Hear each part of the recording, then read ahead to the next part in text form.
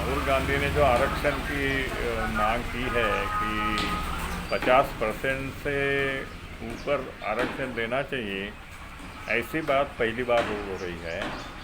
क्योंकि आरक्षण हमारे देश में जो लागू हुआ है वह उसका देखा जाए तो उसकी डिमांड 1900 सदी में 1873 के बाद महात्मा फुले ने डिमांड की थी अंग्रेज़ों से कि आरक्षण होना चाहिए और जाति के संख्या के प्रमाण में होना चाहिए।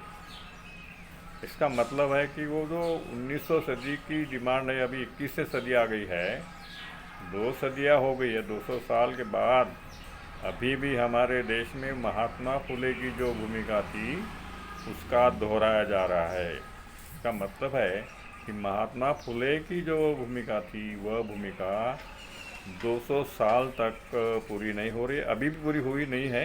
डिमांड है कि राहुल गांधी ने बोला है कि 50% का जो बंधन है सुप्रीम कोर्ट के द्वारा या ब्राह्मणों के द्वारा उसको हटाएंगे। ऐसा कभी राहुल गांधी ब्राह्मण शब्द वगैरह नहीं उच्चारते, फिर भी ये जो डिमांड है ये बहुत सटीक है। उसके बाद 1902 में महात्मा फुले के डिमांड के बाद 1902 में शाहू राजे जो थे कोल्हापुर संस्थान के, उन्होंने 50% आरक्षण लागू करने की बात की थी और उसका इम्प्लीमेंट भी किया था। मगर अभी तक वीपी सिंह तक वो जो आरक्षण था वो 50% नहीं था, वो केवल एससी एसटी को मिल रहा था। तो राहुल गांधी की जो डिमांड है उसकी पहले 50% की बात वीपी सिंह ने की थी और 50% का जो बंधन है वह सुप्रीम कोर्ट ने लगाया था।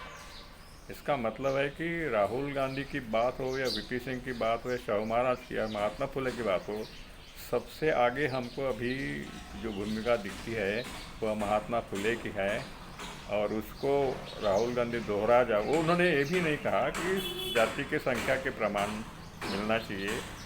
तो हमको लगता है कि महात्मा फुले की डिमांड सबसे ऊपर है, सबसे महत्वपूर्ण है और इसलिए महात्मा फुले की डिमांड की तरफ महात्मा फुले के विचार का अभ्यास राजनीतिकों ने करना चाहिए।